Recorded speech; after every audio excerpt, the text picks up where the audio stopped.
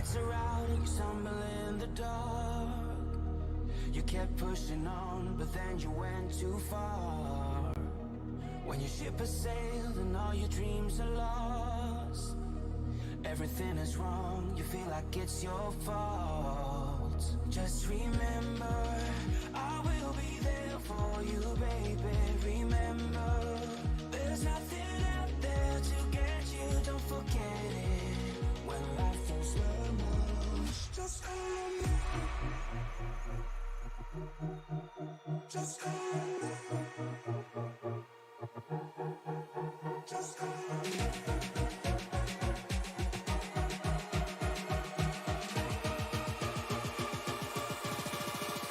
Just call me.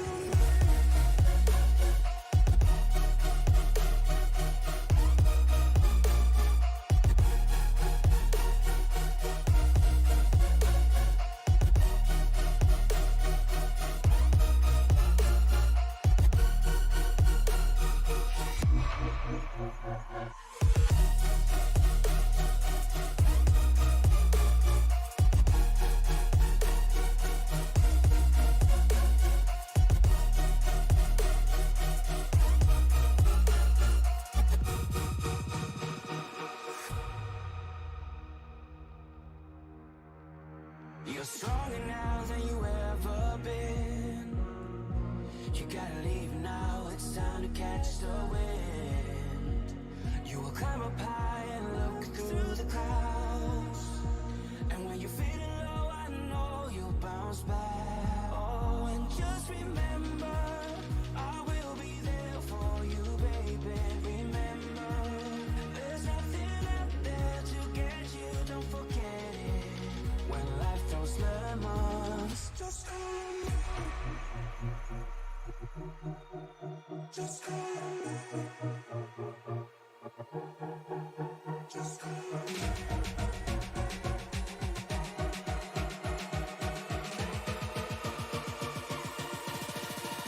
Just call me.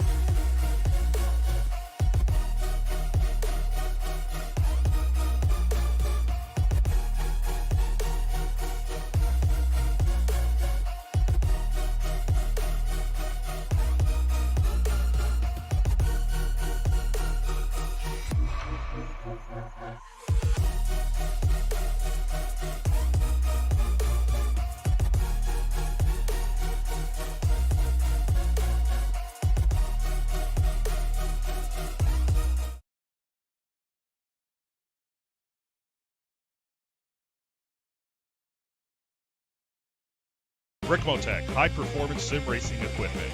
There's only one place to go, Ricmotech.com.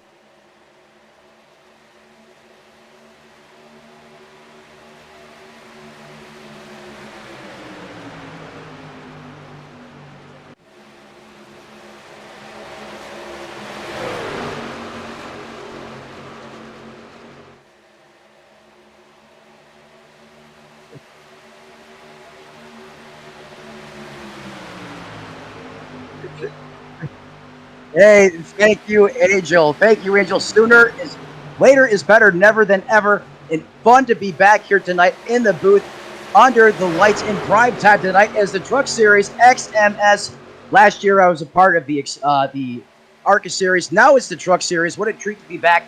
As you guys know already, they're dialed in on the SRM YouTube channel. Rob Hayes of that 99 TRD machine. He is currently carrying the torch around this facility, up one spot from where he started. And my favorite track, one of my all-time favorite tracks, this 2 Mile house that Penske built. One of the last greats. Not going to be there next year, but welcome to California Speedway from Fontana, California.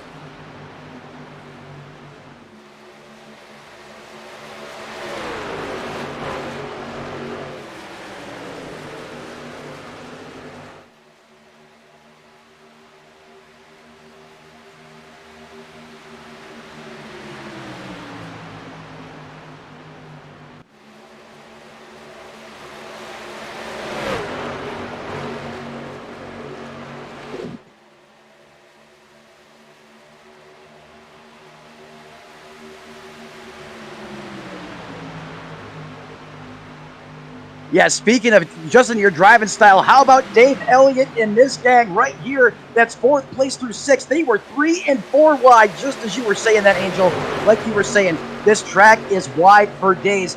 You don't like where your truck's running at the bottom, you can move to the middle. You don't like where it's running in the middle, you can go to the top. This is a race, this is a driver's track right now, and you're already seeing that as these guys are flaring out, taking every advantage of this wide asphalt through the corners, trying to find the best spot. Their truck is going to stick and rip, especially getting those runs coming off the corner down these long straights, Angel. That is so critical.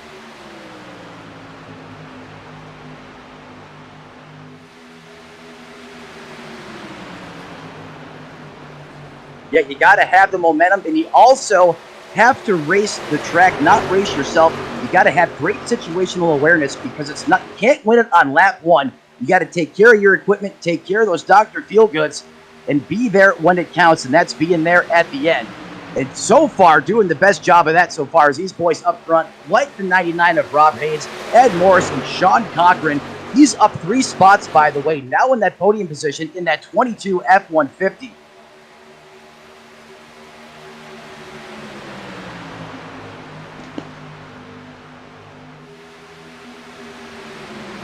Take a look at that, Angel. Rob Hayes continues to lead in that 99 TRD machine.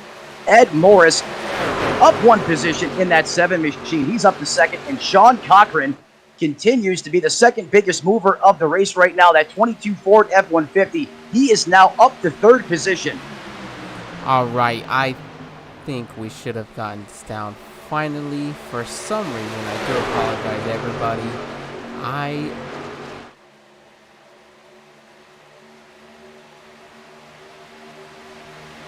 I think we should be all set. All right, we should be working now.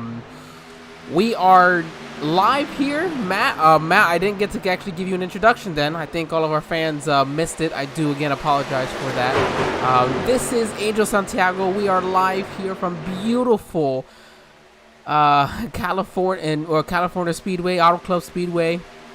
We have, of course, the Ricmotech Truck Series. We're now set lap 7 into this race. We do apologize. We had quite the crazy technical difficulties to get started today. Our 2 usual guys here, Tony and then James, is our backup. Both had... Oh, we got one truck going sideways down the front. I think he has saved it. The 13. What a save by Nicholas Caldwell right there. Oh, you ain't kidding. What a save. Wow. Big time save as we finally get a chance to do a retake of our entry. That 13 machine, he had me sweating up here in the booth, but that is a wheel, man, inside of that truck. What a save, like you were saying, Angel, by that 13 of Nicholas Caldwell. But getting back to this track, 2 miles, one of the last great houses that Penske built here in Southern California, California Speedway. Its inaugural season in 1997. As you know, the Cup Series just finished up here. This track is going to be reconfigured, but tonight in prime time, these XMS boys, we're going to do this track some justice. It's wide. You got passing lanes for days. This is a racer's racetrack, right, Angel? You don't like where your truck's working on the bottom? Go to the middle. You don't like where it's at the middle? Run at the top. There's so many different lanes and so many different grooves here, but you have to have good situational awareness, especially in this draft package in these trucks. Those runs come in a hurry, and if you're not paying attention, that could be the Pied Piper. And I love that view we just got going down the backstretch there, where you could see these trucks hitting those bumps. You see them actually trying to pull away from that wall down the backstretch, because right up against the wall there's where it's so bad. And you hit one of those at just the wrong angle, it can just shoot your truck either right into the wall, massive right front damage you're going to get from that, or shoot left into another truck, and all you do is get a bunch of angry drivers and a lot of hurt feelings after that point. Look at this perfect view right here. Look at these trucks as they just kind of steer over these bumps, and this is them trying to go to the light side of it by going a little further away from that wall. But that's what makes this track so much fun. It's so rough. It's so bumpy. Everywhere you go, you can hear these things bottoming out, but that's the fun part, and that's what you enjoy, because like you said, it really does make it a driver's track, and you got to figure out what works for you. Is the recipe for success here. And already, Angel, look at the racing that we've seen so far as we're now already just getting underway here. As we're currently working lap 11 in the 14 in the book so far tonight. Look at the pass for the lead up front as Robert Haynes held off a strong run there by that Bohr machine of Mike Rominger. Yeah, Mike Rominger here. He is going to look to try to throw the block here on Sean Corcoran. I'm hoping, Sean, I didn't butcher that. I know they gave us a pre-race driver pronunciation, or at least the 24 is going to snooker him as he cuts it all the way down the racetrack. When the 4 went down the side draft, the 24 got a massive run. He takes it to the bottom. He's going to carry the momentum to the top, and just like that, we were talking about it, Angel. You want to start throwing the air brake out there. You got to watch the runs because the 24 just took full advantage. Chad Osborne up to second position, up 5 spots. He's the man on the move right now as he's side by side with that Bohr machine. Yeah, that was a beautiful work of art right there by the 24, Chad Osborne. Something you see often in the Cup Series. And it's funny because in the Cup Series or in NASCAR, you see where these drivers make those mistakes and allow for that big run. And you would think on iRacing you'd have that, but you don't see it, honestly, as much where somebody can just use that big run, take them 3 wide in the bottom, and still have enough of a run to pull right back in front of them and take both of the spots. Usually you end up stuck on the bottom somehow. Yeah, don't let the black hole get you, and you got to be able to see the air or feel the air like Earnhardt did with that open face helmet, and you got to hold a pretty wheel. Those are the keys to success of getting around this racetrack, and you got to be in it to win it at the end, right, Angel? That obviously you got to be there, survive and alive, and you will be doing good things here when it comes down to shake and bake time at the end.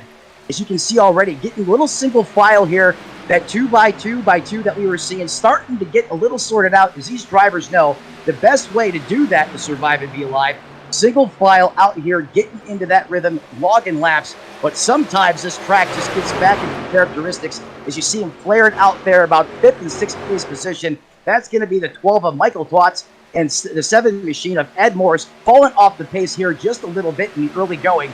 But Robert Haynes continues to lead, carry the torch out front in that 99.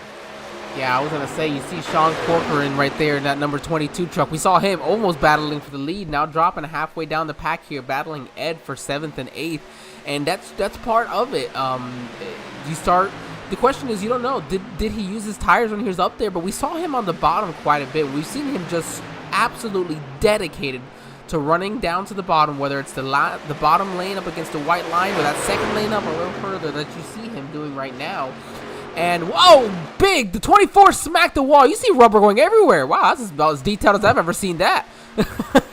You saw rubber flying everywhere when the 24 hit the wall there and came off of it. But aside from that, we're just talking about for the 22 now moving up to the 6th position, is that we saw him right around the bottom, and you're able to save a little bit better tire if you can rotate the bottom and do it the right way than you do on that high side. The high side has the speed, but it really chews up the tires more. So I'm wondering, is the 22 successfully using the bottom where he's saving his tires, or is he just going to kind of even it out and just continue to drop spots? But wow, what a save there for the 24 and everybody behind him to avoid a massive wreck there coming off of turn 2.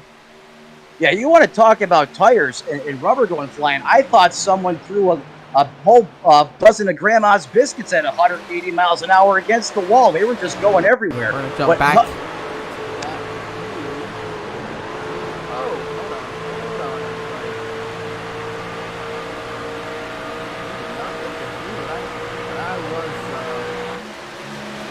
Question here. Another shot. 24 is already in the wall, trying to come off. Everybody did a great job with this. Great record avoidance for everybody there. Wow. Yeah, just great situational awareness, as that could have been a lot bigger. Multiple trucks could have been involved, but we stay under green flag conditions here. Angel, you were talking about the tire wear. A big part of that is this track surface. It is worn out, and that's kind of what gives you this wide open real estate of all these different racing lanes, is a byproduct of that track age. The other part, the silent assassin, if you will, that sun is out there beating on the racetrack. That sun's translate to heat.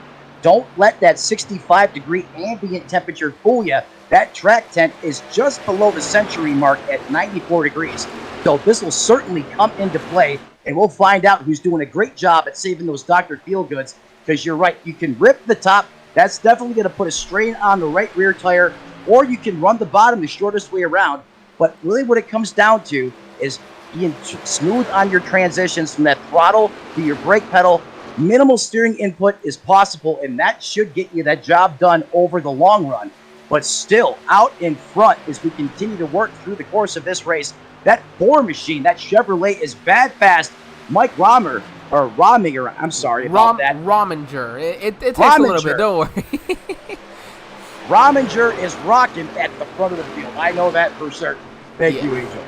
No, he is putting on a pretty good show right now, making that pass on the 99 of Rob Haynes there on lap 16. And I brought it up here for the race info for everybody so they can get a visual. I'm a visual guy. I like the visuals. You mentioned the ambient temperature, 65 degrees. It's very, very nice, but you're right. That track temp at 94. It's hot, it's slick, it's old, it's bumpy. It is going to do everything it can to make your life miserable in that truck here over the next 75 laps, as they have, of course, completed now 19 of the 95 projected for tonight's race. And we already see the difference. These guys are 1.5 seconds slower already than what their fastest times were. And the top 3 all had a lap time within half a tenth of each other. So these guys know what they've got. It is just going to be from here. How much longer can they go on these sets of tires? I mean, this is not going to be easy for them. Well, I'll tell you what's not going to be easy. Right around that 10th place position, that's where the Hornet's Nest is. And that 41, Jeremy Ringy, had his hands full. Look how tight this battle is. 2x2. Drag racing, doing the old school tandem draft, switching up formations, looking like the Blue Angels out there as they rocket down into the turns 1 and 2 complex.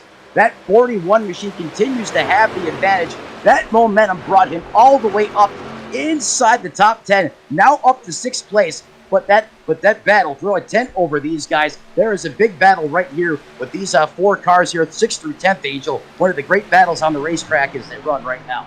Yep, we got another nice little battle here for about 11th, 12th, 13th here, looks like. These guys are, and 14th, don't forget here. So these guys kind of right on top of each other. You know, it's lap 22. We didn't really get a chance to give these drivers an opportunity to go through the qualifying order.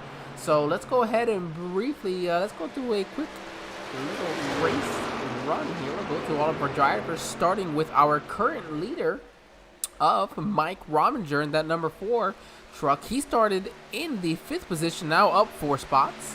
Rob Haynes, he started in 2nd. He led really just the entire start of this race. He got that got the lead quickly from your pole sitter Michael Thwaites and moved right up there into the 2nd position. Is held on pretty solidly. Speaking of, Michael Thwaites here in the 3rd position, hanging on still pretty good. Could be running that long game right now of tires. Really only 6.5 tenths behind the leader, so very close so far to the front part of this group. Of course, Michael from Baltimore, Maryland, and then Dave Elliott in that number 42 from Blacksburg, Virginia. I'll say that correctly this time. And then our head honcho, one of the head honchos here, Ed Morris from Bloomingdale, Georgia, there in that 5th position. In 6th right now, the man on the move. Check this out. 6 positions up from where he started in that 41 machine tonight. Oh, Thwaites to pit. Sorry, don't mean to cut you off, but Thwaites is going to make the first stop to pit road here. Not a problem. Hey, pit action. Wondering when that's going to kick off. Lap 24 as we have our first comer on pit road. And not a problem, Angel. And that's typically how it happens here at SRM. The minute we try to run through the field, something else breaks elsewhere. But keep a note of that lap 24, first truck down pit road. That's going to be a key point moving forward in this race, Angel. Well, so the looks of it, you do coming in around lap 24. They're probably gonna go ahead and pit maybe 2 more times, assuming this goes green, somewhere around lap 50, and then again somewhere. Oh, there it is. The rest of the pack. Oh, Rominger's in.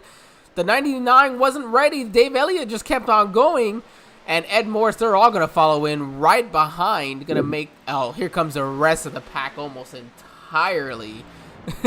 Yeah, we're going to go ahead and just sit in this view and see all the trucks just come down like a single-lane highway on the right-hand side of the pit lane, of course, as per Ricmotech rules. Yep, come one, come all. As soon as that leaked out across the radio, everyone scrambling to get down pit road as tires. You see just how important that time is out there on the racetrack. The minute the one truck hit pit road, everyone came. As now we have everyone wholesale pit stops. The first one underway is everyone's inside the box. You see their jacks going up. Those old tires coming off. New Goodyears going on to Kansas Sunoco Racing Fuel. Having a great stop off of pit road there. 99 continues to impress here in the early going of Rob Haynes as you see him coming back up to speed out there on the racetrack. Yeah, looks like the rest of our drivers going to go ahead and hit pit lane here. Those who hadn't pit were David Elliott, Justin, and hold on, Justin, before I attempt to butcher it, we're going to say it correctly. Lemke, Jeremy Rigney, and then Chris Thorman. Looks like he may have missed his box, so he's. Oh no, sorry, not Chris Thorman. Kerry Cleaver may have. Not sure what to see from there. Chris Thorman was the last of those drivers. Yes, Kerry Cleaver, I do believe, missed their box, and they're coming back down now. Rob Haynes does, of course, take the lead back. Rominger must have gotten a speeding penalty. Yeah, he was in his pit box for 55 seconds, so he got us. And I thought he was in a little, kind of a little further ahead than the rest of them. I thought maybe just a little more aggressive coming down pit lane, but that's going to cost him. He will go a lap down. Now, granted, he'll be the first truck 1 lap down and might be able to take it back from Rob. But if I'm Rob, if I'm Michael Thwaites, I am driving the wheels off of my truck to keep this 4 behind me and hopefully pin the lap down. Yeah, well said, Angel. I agree with you. I would be running that truck like no one's business, not even looking out the back window, full afterburner, trying to do exactly what you just said. But Rob Haynes continues to lead here after the first round of green flag pit stops. He has that 99 in that fresh air out in front. All is well inside that 99 camp, who was P1 out there on the racetrack. But just in back, P2 and P3, that's going to be the 12th machine, that Chevrolet of Michael Watts. He is down 1 position from where he started, solid inside that top 2 in that 2nd position right now, and just a couple car lengths back from him. Look who's creeping in the picture. That is the 42 machine of David Elliott.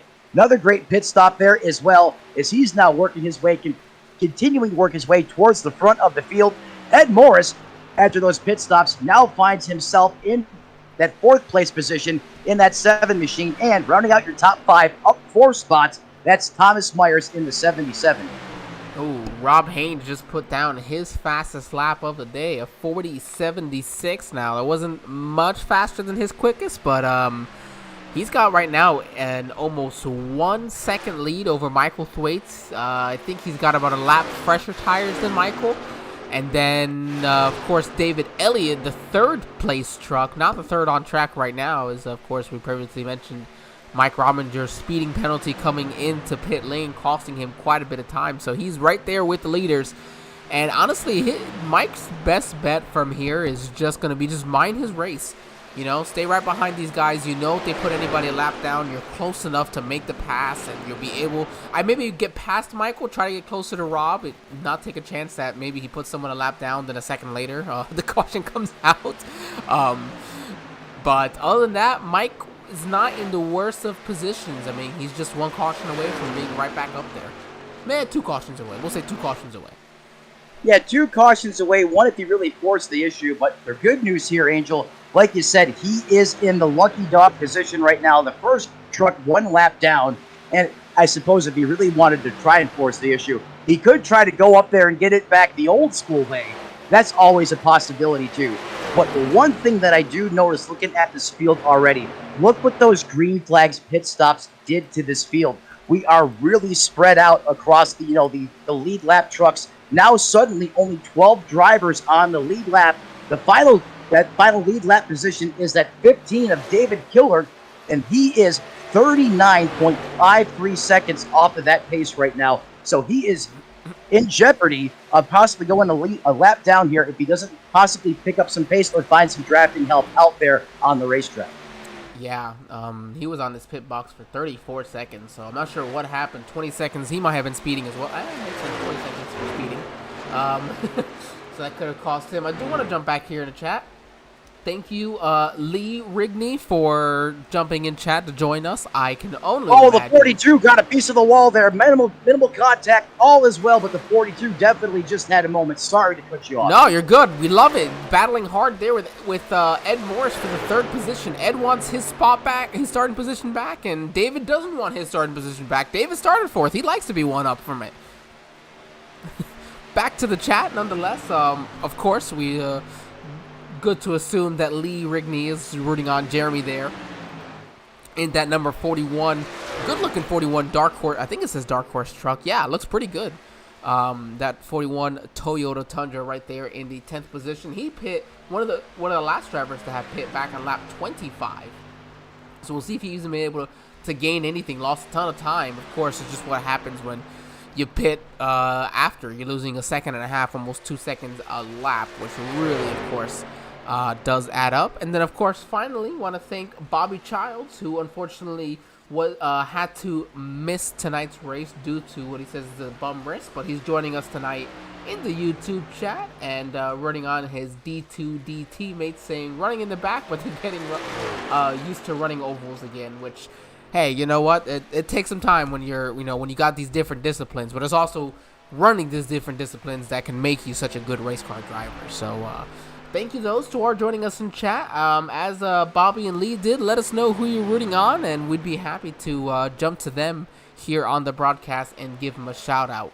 We'll do a race rundown in a little bit. Matt, what are you seeing right now? We're about almost a third of the way through the race. We got these two trucks right on top of each other. That number 15 of David, and I'm gonna say that one correctly, David Killo. He is now one lap down. Your second truck a lap down, of course, now that Mike Rominger was able to get around him. Yeah, and well, you're absolutely right. He is currently still one lap down, able to get his lap back. Right now, I am watching this battle between the 42 and the 7 of Ed Morris. He is just showing shades of the Intimidator from back in the day.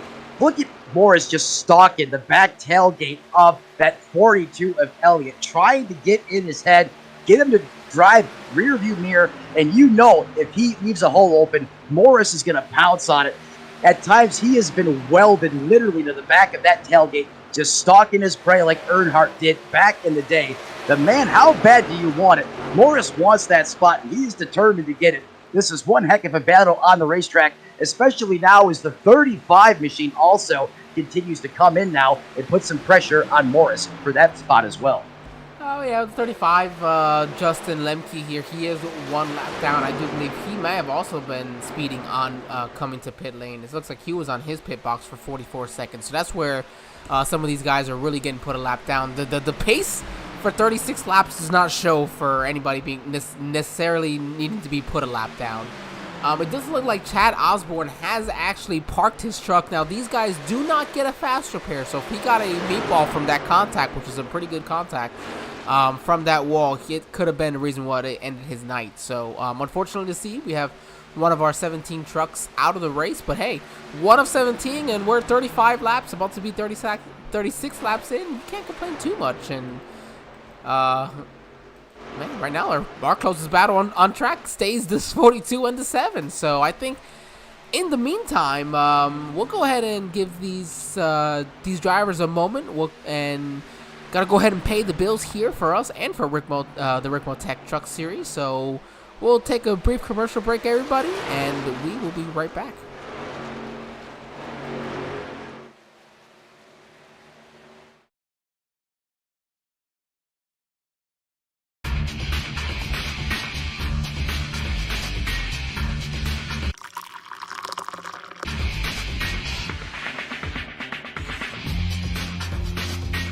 Extreme Scoring to do the work for you. Ricmotech, high-performance sim racing equipment. Whether you're just looking to have fun, train for race day, or become a serious esports competitor, Ricmotech has you covered. Hundreds of name brand parts. Support from experts that love sim racing. Trusted by the pros. There's only one place to go, Ricmotech.com.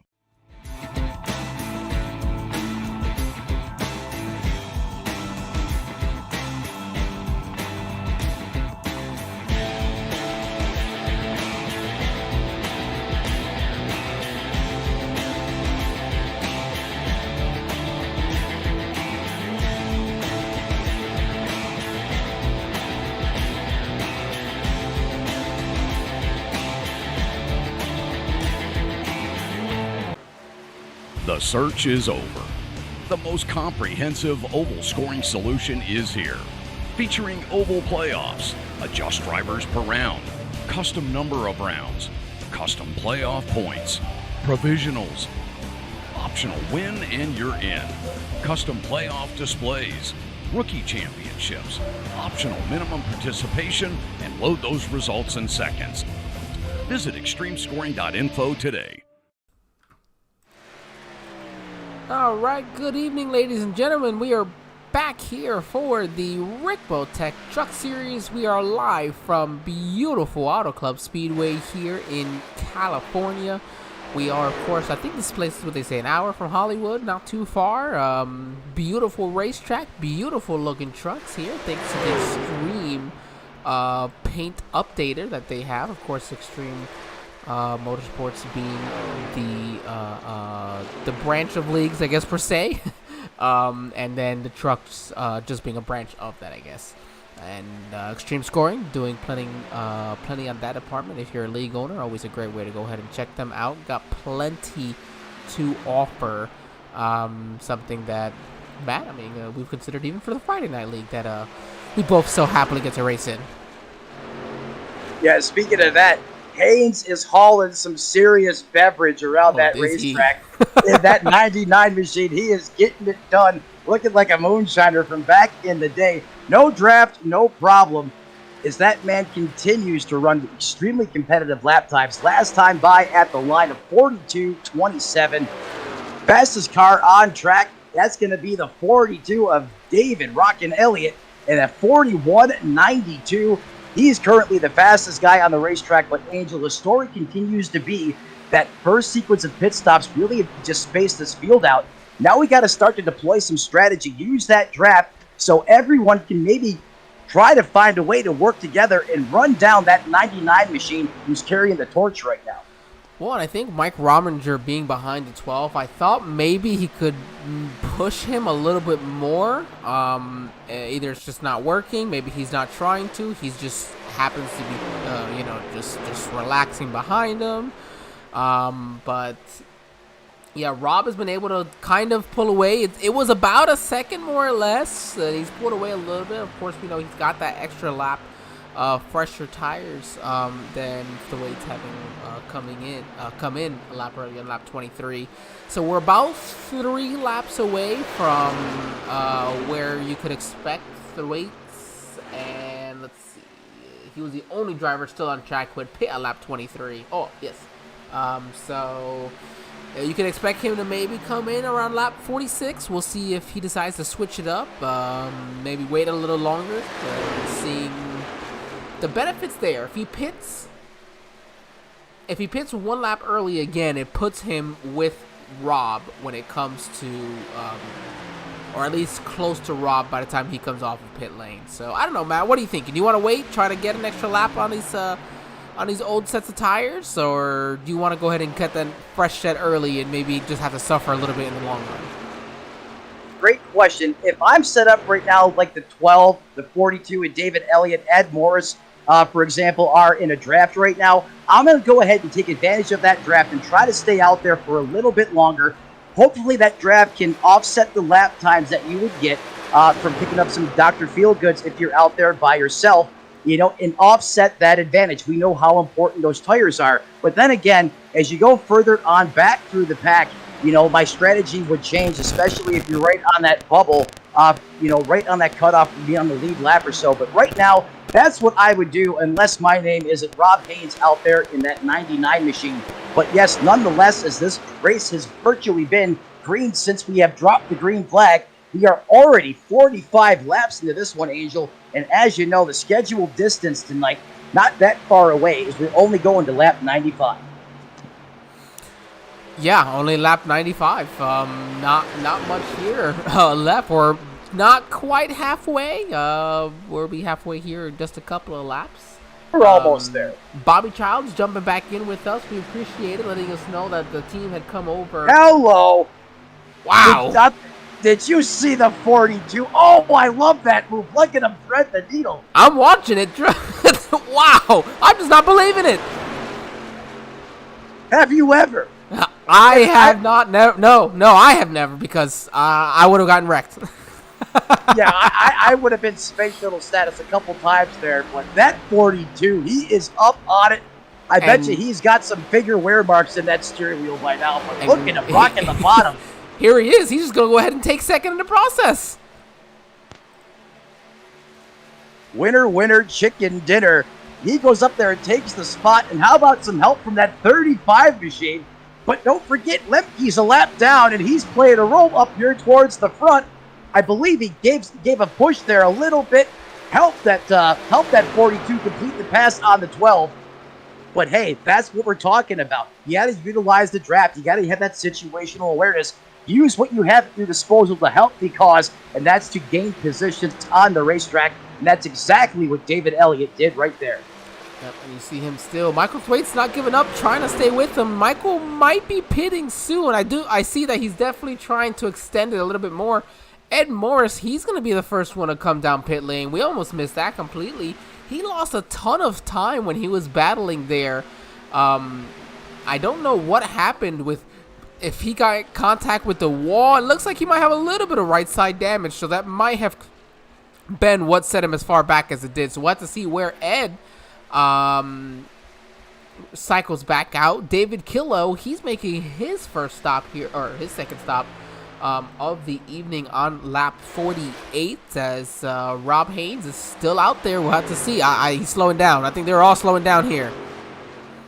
Yeah, I think once some of these front runners start to come down pit road, they're just like you said, Angel. The word is out. The 99 is in. He's just getting down to that pit road speed. You got to make sure you're down to that speed by the time you hit that commitment cone.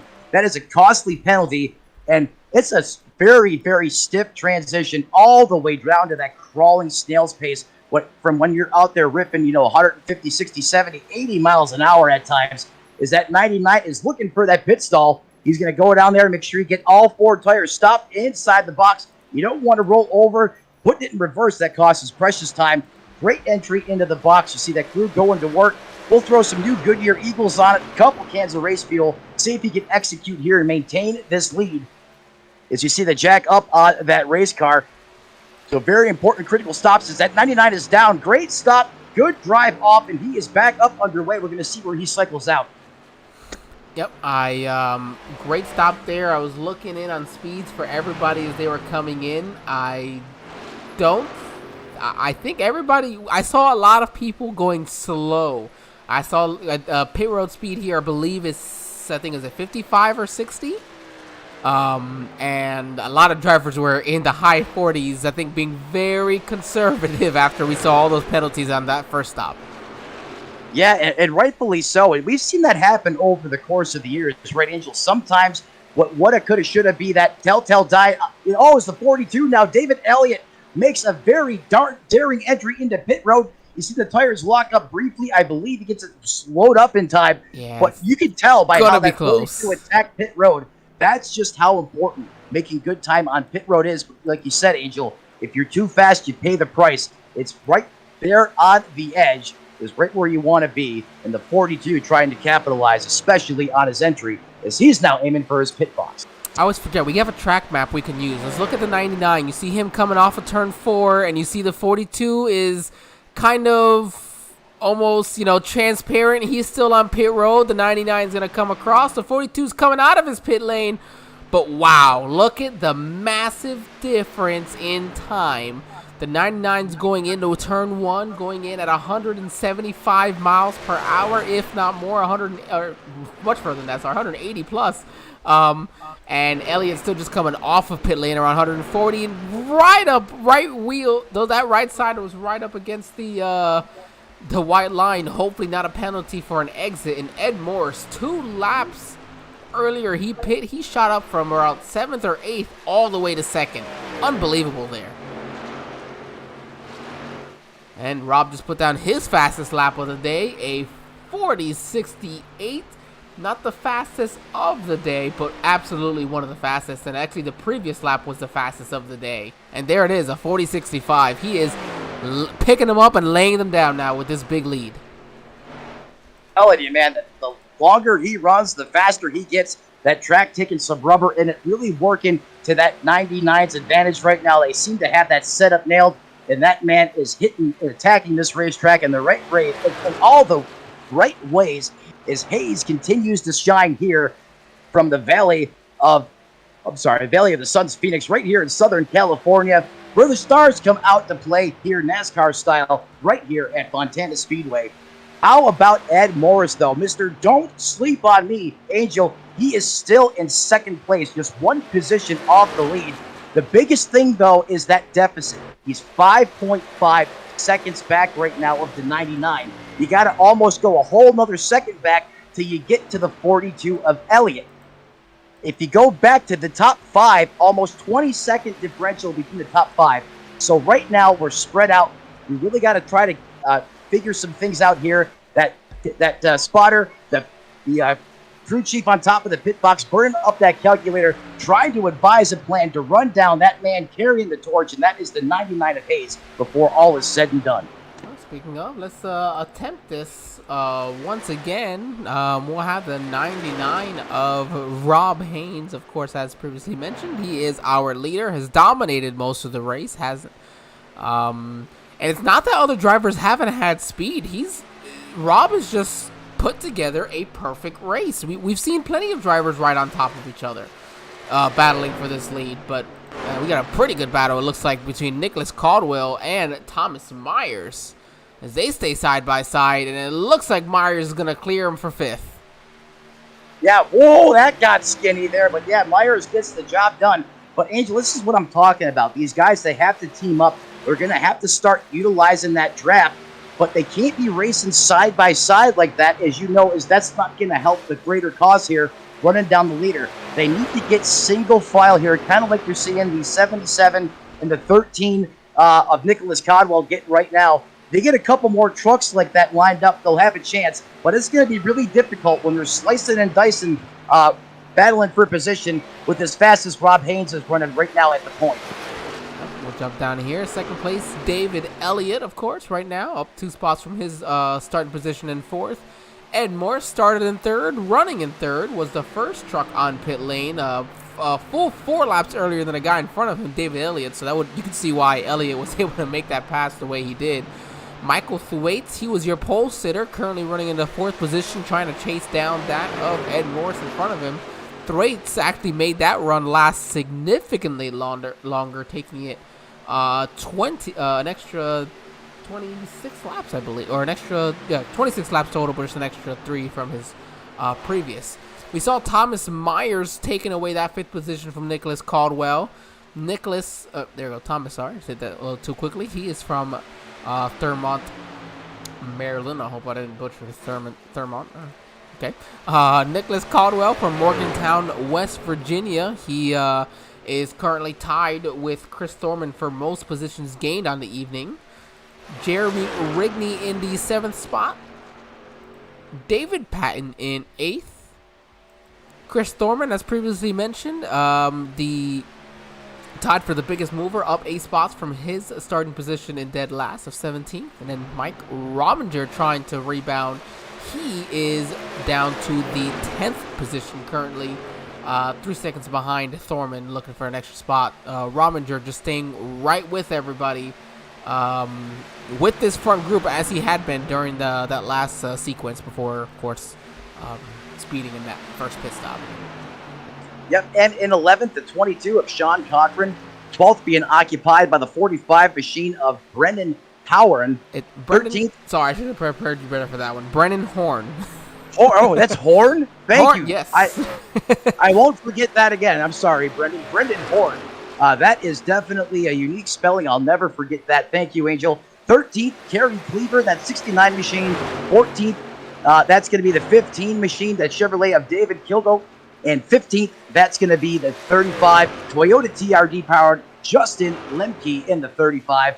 And we might as well bring them the rest of the way through the field. In 16th, that's Josh Wren in the 14 machine.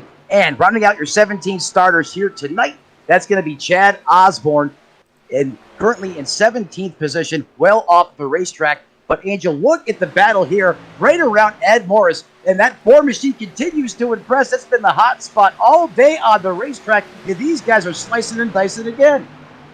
Yeah, if that 4 can get a caution where, he can get his lap back and get just back on a schedule with these guys, I think we could really see him put a good fight up to that 99. But that 42 of David Elliott, he could put a good fight to that 99. I know Michael Thwaites can. We saw Ed Morris. We saw Sean Corcoran doing it. We got quite a few guys that can get up there. Oh, excuse me. But they've just not had perfect races, and that's been the problem. Yeah, the biggest change of events that we've had that's really made Rob shine, the 99 shine, is the fact that we've been green the entire time. So now every single move you make in that race car is now magnified, especially not having those caution flags where you re-rack, restack everybody. But that is the one thing that could change everything. And if I go back and look at the last 4 or 5 races here at Fontana Speedway, sometimes 6 out of 10, we see a caution inside of 25 laps to go. So could we have the game changer towards the end? That is yet to be seen. But the 12, like you said, of Watts in that Chevrolet, back a couple spots, but hey, solid podium position in 3rd as they continue to, again, be in close proximity of each other, but no one really able to get up there and cut into that lead of Haynes, which is currently almost 7 seconds, currently at 6.55 seconds ahead of that second place truck, which is owned and occupied by the 42 of David Elliott.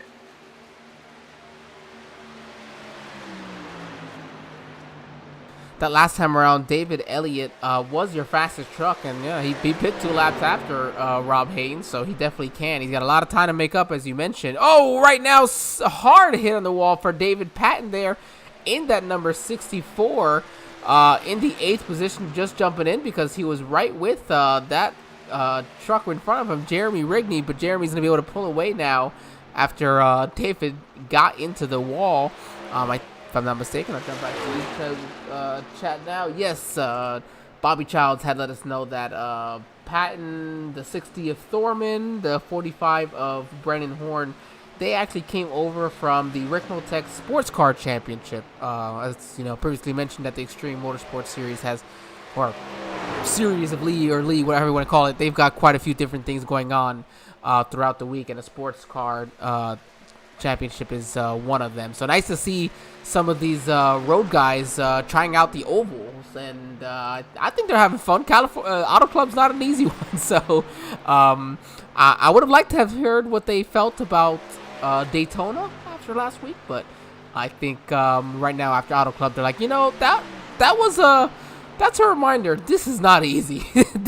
This oval stuff is not simply turning left. Auto Club is one of those tracks that'll sneak up on you. And if you're new to it, if you don't respect it when you arrive here, you certainly respect it when you leave. It's just like you seen there, the 64 having a great performance out there on the racetrack. You just miss it for a second, and he's up there cheese gratering the side of that race truck in that outside wall right up there near the top. That was a big moment for that driver, able to pull it off the wall easily, keep that truck pointed straight. But again, that 64, remember that next time he's up that high, is sometimes that truck will just snap loose on you getting into the corner, or you go to pick up the throttle, that back will step out, and instantly you're into that wall, and you're taking evasive action to keep it pointed straight and minimize the damage. The 64, though, continues to drive on, having a great showing inside the top 10, up 5 spots. Angel currently in that 8th position. Yeah, running a good, solid race. That's all that you can do. Get some top 10s. 8th place finish. Again, finishing ahead of where you started is one thing. After that, it's starting to rack up his best finishes as possible. And an 8th place at a track, again, as you mentioned, Auto Club. Yeah, I'd go home with my my shoulder, pretty happy. I'd be happy with this. Are you kidding? I'd be happy to come out of here, being inside of 10 laps down and somewhere in the 15th, 17th range, potentially probably at the infield hot dog stand by now, wrecked if I'm out there on the racetrack. So that's why I'm up here in the booth with you, Angel. I can't say enough about the talent that's on display here under the lights in prime time. If you guys are new to SRM, join the family. Easiest way to do that, smash the like button, ring the bell. Come home to us for high-flying, high-octane eSIM racing action 7 days a week right here on SRM as Haynes continues to dominate in that 99, carrying the torch around this 2-mile oval. Oh, this is some good, fun information. I went ahead and decided, let's see how these drivers finished last week at Daytona. Haynes finished 10th, one of 2 Canadians, it looks like, in the field tonight, along with that 64 we were just talking about, David Patton. Another fun, interesting tidbit, though, for the 60 of Chris Thorman, as Bobby kind of mentioned that they were new to oval racing and how they just moved from the sports car championship, right? Thorman led the most laps last week at Daytona, so I'd say he had a pretty solid introduction there to the league, finishing in that 5th position. So I'd say it's pretty solid right there. Yeah, that's extremely solid. And now it makes sense when I look at the paint scheme on that 99 machine of Rob Hayes. You see the beer store on board. In Canada, you got to go to a beer store to get beer and alcohol. Surprised I don't see a Molson Triple X or Labatt Blue decal on that truck right now, but that's very indicative of what you have across the borders. I'm originally from Niagara Falls, New York, a hop, skip, and a jump from Niagara Falls, Ontario. That's a really cool paint scheme on that 99. Hey, you're hauling the liquor, you got to be fast, Angel. Makes sense, right? That's what the sport was built on, so absolutely. That's pretty cool information there, Matt. That always nice. It's always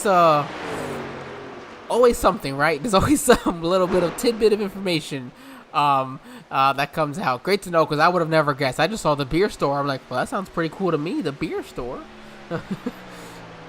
As Sean Corcoran, he's making his way down pit lane. He'll be the first one to hit here for what should be the final round of pit stops. Yeah, Sean Corcoran, he is looking on for his pit stop as he's passed the commitment cone, got that truck low down at a crawling 45 miles an hour pit road pace speed. He turns it into his box. He locks it down. The team's going to go to work as you see all of these trucks at speed flying by him, stopped in his box. As a race car driver, that'll just put a pit in your stomach as they're flying by at 170, 180 miles an hour, firing off into one, and you're stopped in your box. Gets a great exit out of his pit stall. He's going to be at the exit cone and climbing back up through the gearbox as that 22, that double deuce, makes his final stop potentially of the evening. Oh, I do apologize, everybody. I was trying to get to the 22 there so we could focus in on this beautiful commentary to go with it, but it just would not switch over. We got to switch now, but we got the great commentary. We just couldn't put the visuals with it. I do apologize there, Matt. These things happen.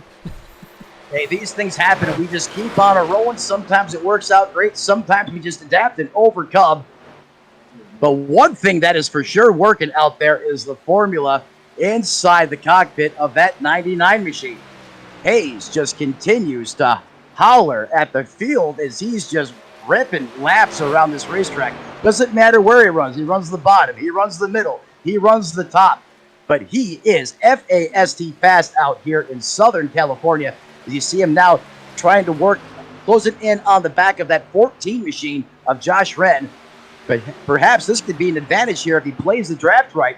could help him possibly get a little more of an advantage as it's now down under 5 seconds. But that 14 machine working the tippy top of the racetrack, top shelf where Mama hides the cookies, the 99 working closer towards the bottom. Have to see how this plays out. David Elliott, Michael Watts, Ed Morris, and Thomas Myers all inside the top 5 right now, but they are multiple seconds behind, almost in another zip code, if you will. If you're the 77 of Thomas Myers, 25 seconds off the lead pace, Angel. Yeah, and looks like from here, you see Ed Morris, he's making his way down pit lane. He'll be the first of those drivers to make their ways down. Right now, it's Rob Haynes, of course, with a 4.2 second lead over David Elliott. David had caught him quite a bit, but they kind of about evened out, and it's about evened out somewhere here within that 4 to 4.5 second range. As Thomas Myers, he's 25 seconds, and Nicholas Caldwell, last week's winner. Oh, Caldwell's gonna lose it coming onto the pit lane. He's sideways. He'll be able to get it backed up out of the way of the 41. Very respectful there for the 13, not to just jump out in front of people as they're trying to come down. And here comes the leader, Rob Haynes. David Elliott's going to make his way in. He's going to try to jump that gap as hard as he can. He's going to drive it as deep into the pit lane as he could. They all looked okay coming down, but we'll have to see. David Patton and Chris Thorman still have not been able to make their way back around. We'll have to see where this settles back out. Ed Morris, of course, is back out on the track. We'll bring this track map up for everybody. If I could just make this a little bit clearer, this track map, that'd be nice. I'd love to. It's almost hard to see some of these numbers sometimes.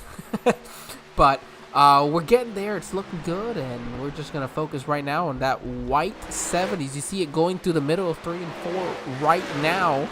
And your leader just coming off of his pit lane going into turn 1 as the 7 comes across the start-finish line on older tires. So he'll be probably about a straightaway behind by the time this thing gets cycled back through. Yeah, about a straightaway behind as things cycle back through as the money stops were just taking place on pit road. Caldwell maybe looking for some loose change to take care of his fire suit after the race, because that was a huge moment in that 13 when he was getting onto pit road. All is well. We continue to march on, but that was certainly a moment. And we've seen moments throughout the course of this race. We just haven't seen that elusive yellow flag, which we know, Angel, would change everything. Throw the entire notebook we've built up over the race out the window. You restack and re-rack these guys. It's a brand new race as we're currently working lap 74. But as it stands right now, the man on the move, the man to beat, is Robert Haynes in that 99, who continues to lead here in California, Southern California.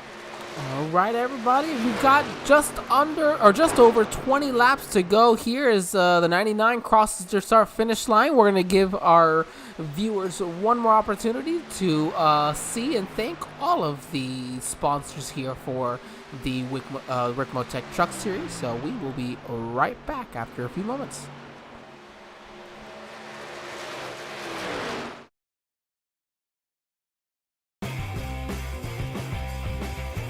Ricmotech, high-performance sim racing equipment. Whether you're just looking to have fun, train for race day, or become a serious esports competitor, Ricmotech has you covered. Hundreds of name brand parts. Support from experts that love sim racing. Trusted by the pros.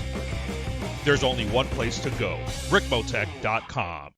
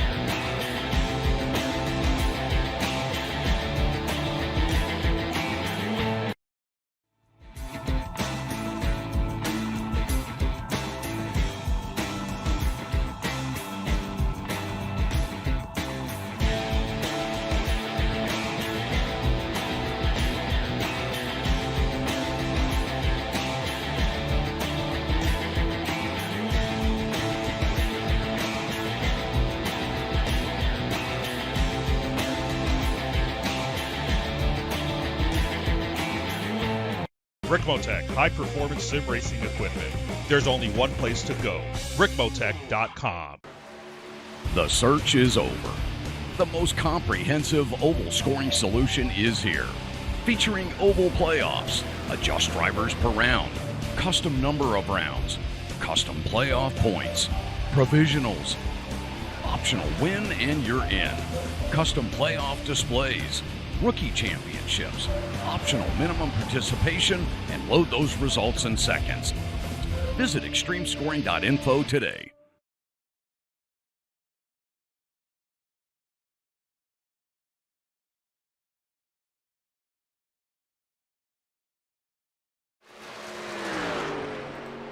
Alright, good evening ladies and gentlemen. Here we are, the Ricmotech Truck Series live from beautiful Auto Club Speedway here in California on the West Coast.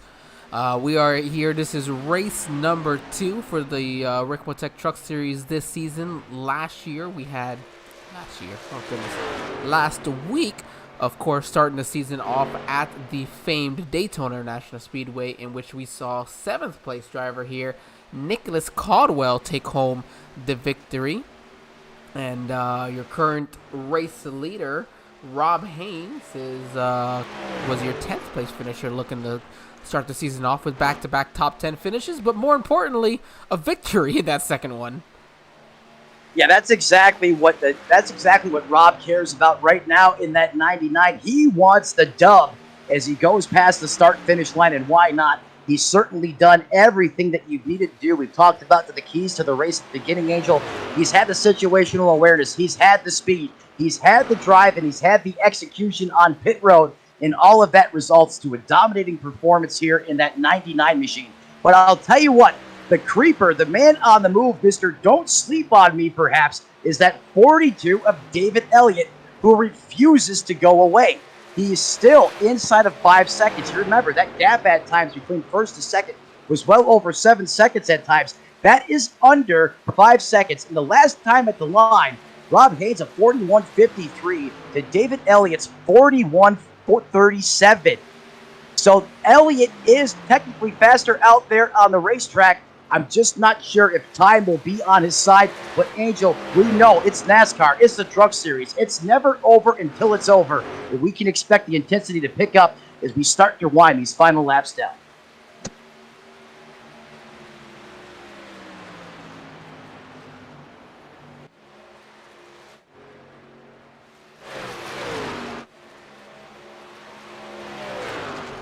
That's what I just love about this racing. It's you have tire wear that you're gonna have to deal with.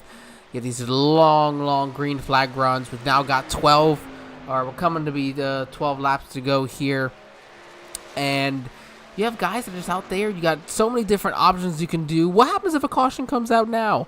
I mean, if I'm not mistaken, everybody's only got one more set of tires, and of course you want to take it, but one more caution comes out after that. If somebody saves a set, they'll look like they're the smartest man out there. And even though these guys may not be on the lead lap here in Justin Lemke and Brennan Horn, they are battling for position right now. So we're going to go ahead and jump over to them because we got a battle for position. And I actually really like on that 45. Did you see the front end of this 45 truck? That bright green. It almost looks like the tape. It seems off, but I like it almost. It's the only green. I feel like it doesn't belong, but it doesn't look bad.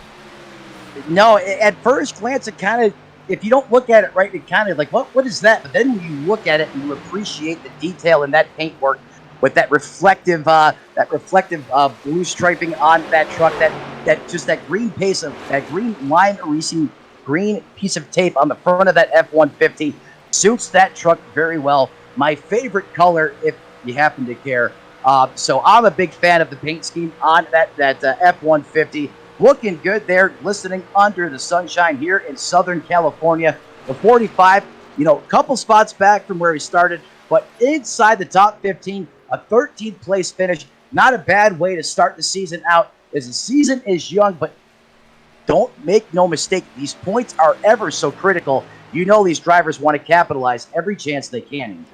Oh my goodness, Matt, you know what I haven't done yet? This is what happens to him broadcasters in a little while. We have not jumped on board with anybody. Let's see how these guys are struggling. Well, you know what? Rob probably is taking it a little bit more relaxed at the moment than everybody else. He's got 10 laps to go. He's not trying to push it. Let's go jump on board maybe the second place driver. He can see the leader. That's the worst part. He can see the leader right there on the other end of turn 2 as he's going into 1. God, look at these. You can just feel these bumps on board too. Yeah, he's putting it right in the rough stuff because he knows that's the fastest way around this racetrack. You can just get the sense of urgency when you're inside the cockpit of that truck. He is full send, lights out. Don't even think about looking out the rear view mirror. In fact, grab it, throw it out the window, let the spotter do his job. As he is on full scale attack out the front of that race truck as we are now inside of 10 laps to go, Angel. 10 laps to go. That last time around, Elliott beat him by 0.2 of a second, but unfortunately, he's got to be beating him by over 0.4 of a second a lap in order to even catch him. Although at that point, if you're catching him 4 seconds a lap, passing him might be a little easier at that point with how wide of a track we have. But you know what, Angel? That says a lot about that race car driver, that mentality. How bad do you want it? Knows, he's a veteran race car driver, knows it's going to take a lot for him to catch that leader, but still out there, giving everything he can, piloting that 42 to do everything he possibly can to put himself in a position to capitalize should that 99 make a mistake. And if I'm the owner out there, that's who I want in my truck. Just that 42 being piloted by David Elliott says so much about the desire and the will inside of that truck, and that's what gets races won. Great job, David Elliott.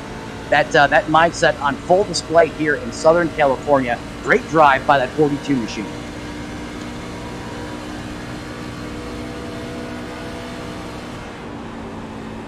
Loved watching this. Right there, jumped on board here with our pole sitter, Michael Thwaites. As he looks on back about 6.5 seconds behind the leader. That time, David Elliott would gain another 10th and change, but unfortunately, he's just going to run out of time. Well, I don't want to say we could have. I don't want to go anywhere towards a conversation that leads toward that yellow thing because that would absolutely be disastrous, and I don't want to throw the broadcaster's curse out there. But, Angel, I could not agree with you more. Hayes has just done a fantastic job here this evening in prime time. That's a statement race so far, but at 99, he has just executed at an ultra high level all race long, and that's really how he's been so dominant here this evening. You know, David Elliott, Michael Thoughts, Ed Morris there solidly inside the top 5 in that 4th place position. How about Thomas Myers in that 77, up 4 spots inside the top 5? Great run for a lot of these guys here this evening. Your biggest mover of the race, Nicholas Caldwell in that 13. He had that big scare coming down pit road for the money stop. He's your biggest mover of the race, putting the flex in that category. He is up to 7th in that 13 machine.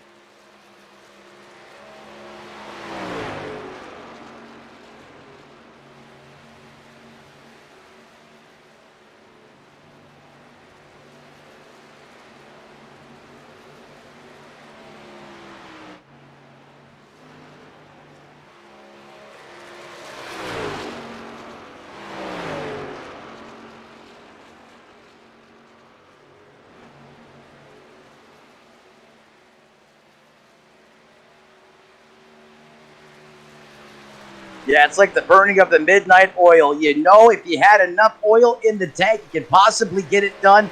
There's just not enough juice to get you all the way home, and that's got to be just a sickening feeling in your stomach as a race car driver, knowing that you have the faster truck at the end. You just don't have the time you need to get there.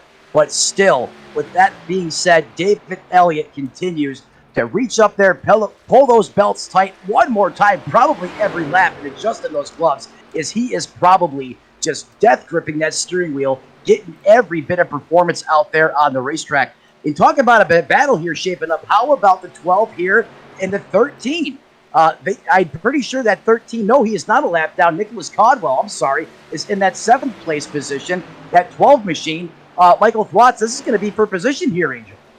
No, unfortunately, no. No, it is showing Caldwell. Now it's showing him as a lap down. We had a little bit of an issue with our scoring for a moment there. It is showing Caldwell as a lap down in 7th now, but he had spun out in pit lane, coming to pit lane. That's what it was. The battle we have on track is actually Justin Lemke and the 60 of Chris Thorman. So these two are battling for position right now for that 11th spot with 3 laps to go. Yes, side by side, door to door, they go. Look at this. It's a full-on drag race getting down there into the turn. Look at him eating down low in the 60, almost down to that white line. That's hard to do with this many laps on the tires. But look at the momentum he's going to carry in the 35, taking the wider way or the longer way around, able to hang that momentum and really get back onto the loud pedal as that 60 is going to get a great run down that long back stretch as he's now getting into that 3 and 4 complex. Great execution there by Chris Thornton. Yeah, Thorman, and then, for Thorman, he did pit 2 laps earlier, which made it just a little bit easier for Justin to kind of get around him there, plus carrying that momentum on the outside, making that possible. 2 laps to go here. I figure, we got to jump back to our leader a little bit. We talk a lot about him, but just because he's been able, he's been just fine coming around this track. But 2 to go. Here it is, coming off turn 4. That's right, 4 miles to go here, 2 to go, this time at the stripe. No, one to go now, 1 to go. We're 1 to go now. There we go, timing is scoring, wants to play a couple games, no problem. 1 to go, less than 2 miles to close this one out for Rob Haynes. This man has hauled it. He has been on the move. He has executed. He has dominated. He has sliced and diced. He has those hops fired up underneath the hood of that DRD Toyota, and that man is fast fast each and every lap. That beer store is calling my name, and no one circles the wagons on the way to the beer store like Robert Haynes as he's going through the 3-4 complex here one final time. As he's now coming off of turn 4, he can see the start-finish line almost 100 yards away at the line. Your winner here from Southern California, Robert Haynes, gets it done here in Hollywood. The 99 gets it done. What a big statement win by Robert Haynes. David Elliott, Michael Thwatts, Ed Morris, and Thomas Myers round out your top 5 as we go flag to flag, non-stop coverage right here on SRM. For Rob Haynes there, he spent that last lap almost 2 seconds slower. He was trying to make sure he was as good as possible to make it to the end of this race. You absolutely have to love that. Man, that was awesome. We got to find him, and we got to bring him on. See if we can find him. Here we go. Let's see.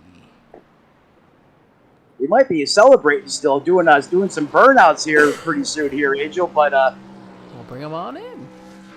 Let's get him. Rob, this is Angel and Matt here in the SRM broadcast booth. Do you got us while we watch you burn it down? I got you guys. How's it going? Man, we are doing great ourselves. Rob, what a fantastic, I was talking about it earlier. It was a dominating victory, and not that I want to take away anything from you, but it's not necessarily that you were dominatingly faster than everybody else, if you can really say that as a word, but it was that you just had a mistake-free night. Yeah, I think that's the key to some of these races is just having a night without mistakes. Not my teammate, but my buddy Kerry there, who I got here. Yeah, he had a mistake on pit road and it messed him up. He finished, I think, a lap and a bit down. But yeah, you got to have a mistake-free night, especially when you're racing with guys like Michael Thwaites and Ed Morris and David Elliott. Like they just they don't stop and they're winners. So yeah, you gotta be tough and not make a mistake. And tonight I was lucky enough not to make one. Yeah, that's quite the understatement there. Absolutely, without a doubt, the winners that they are. Rob, you had a great finish. You were able to finish 10th last week at Daytona, of course, surviving that. Gonna get a win at Auto Club. Oh, excuse me. And then, oh, I missed my mark. I had it right in front of me, so we can talk about where we were racing next week. And then I lost it. So hold on just a moment, everybody. Okay, here we go. We are at Kentucky next week. Rob, how does a track like Kentucky, which is, I think a lot of people forget how underrated a track like Kentucky is in these trucks. I think it's one of a very good car and track combination. How excited or maybe not excited are you for it? Angel, I kind of like it. I think we're going to see the High Line open up at Kentucky. If I remember correctly, with the trucks, it tends to want to run up right near the wall. We'll see how it goes. I mean, it's not one of my favorite tracks, but I'm not too bad at it. And I think if I can walk away with a top 10, I'll be happy. But I'm just great job tonight for man. I did not expect to come in and do that. I thought Michael Thwaites. I'm not sure. I'll have to go back and watch the broadcast and see what happened to him on the start. But something went wrong in turn one for Michael there, and he was playing catch up all night. So feel kind of bad for that. But hey, I'll take the win. Hey, Rob, absolutely. Rob. I was just saying, yeah, Matt, go on ahead. Gotcha, Hey, man. Rob, Matt Bettler, I mean, you executed flawlessly here tonight. What a great display, just, especially here in prime time to showcase the talents behind that steering wheel inside that 99 machine. As everything was going, I mean, perfectly according to plan, at any point in time as those laps are winding down, to just start to think, am I going to see a caution flag? Could that possibly happen to me? Did that ever go through the thought process there in the closing laps? From about lap 50 on, I was thinking, Matt, that I didn't want to see a caution. As soon as I realized that, that Michael had a mistake on pit road, and I think someone else did. Maybe David fell back just a little bit. And from that point on, I was watching the relative, and I was watching David, and he was closing the gap a little bit. And yeah, I mean, it just, you got to execute the pits. I thought I messed up early. I thought I had come in a little bit too early. The guys, one tire here can make a big difference, and David was closing the gap earlier. But no, I was worrying. I was watching the relative for 50 laps there, just kind of pacing, and at the end there, I just kind of wanted to get home on those last 3 or 4 laps. So David kind of closed the gap there, but that's what I needed to climb the point ladder here. Hey, I heard you mention Kentucky next week. You've been ready. You got the beer store. You got the fridge full of the hops. You got the you got the Molson Triple X, the Labatt's. You're ready to go for some chicken and beer next week. It's been a pleasure up here watching you race out here under the lights in prime time tonight. Rob, who do you want to thank before we cut you loose? Who helps you get it done on that 99 machine? You guys do. I mean, Matt, Angel, the league, Ed, all of the drivers. When I'm not quickest at a track, I always go and sit in someone's truck as they're making practice laps and see what I'm doing different and what I could be doing, to maybe speed up a little bit. And man, just thank you. I'm thankful. I got 4 beautiful children and 3 daughters, and I'm just thankful for tonight and being here talking to you guys.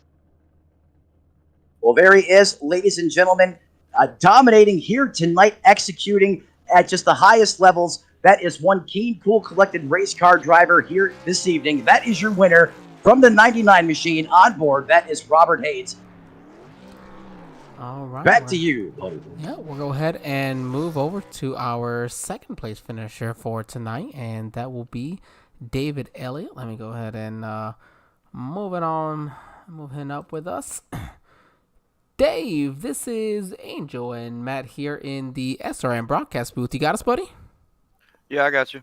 I had to pull you away there from that, I'm sure, always exciting after race meetings. But we'll get to pull you away for a podium finish here. And I'll let Matt take this away. But first off, I would at least like to say congratulations. Yeah, well said, Angel. David, Matt up here in the booth. Congratulations. Walk me through this race tonight. Did this kind of unfold how that you've foreseen coming into this race? Yeah, that's kind of how I figured we was going to have some long green runs. I was expecting at least one caution, but we kind of stayed long green runs there. And on the takeoff, I was about a 10th or 2 off of Rob there. I can kind of keep pace with him. a little bit through the run and then kind of matching him at the end of the run. But by that time, he's done checked out. I really needed a caution to kind of re-rack him. You bring up a great point there because, I'm sure we know we were keeping an eye on you. And, what determination and will inside you as a race car driver to continue to get every bit of performance out of that truck and claw into that lead, even though that gap, was substantial, needing that caution. I just wanted to throw that out there. That was some drive by you. Did you think at one point in time you would at least have one caution, right?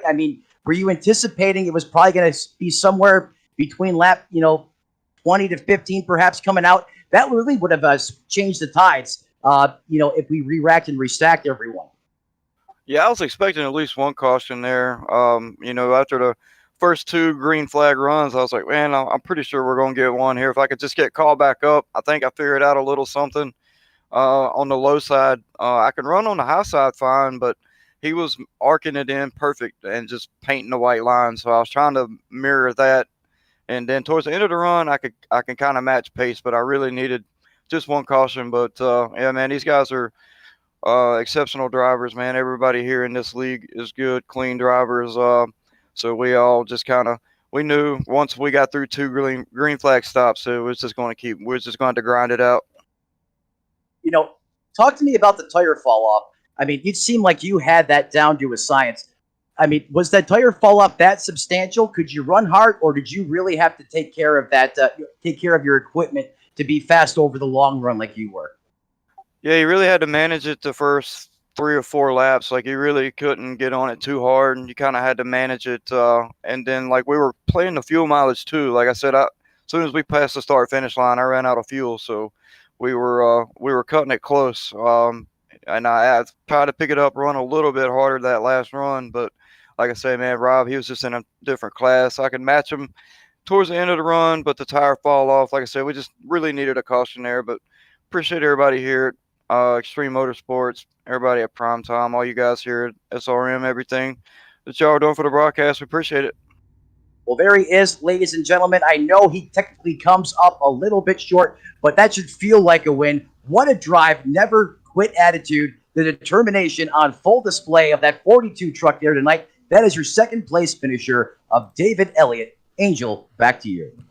All right, and as we discuss that, we'll go ahead and bring in our third place finisher. Let's go ahead and find them. There we go.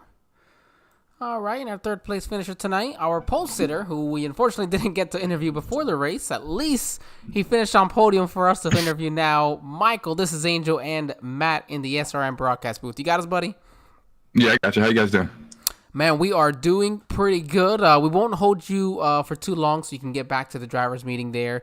But nonetheless, you had pole. The 99 was able to get it. I know that you're typically one that kind of sits back and save tires. But the 99 just had a mistake-free race. Michael, is there anything else you could have done, or was it just that the 99 had that pace others couldn't?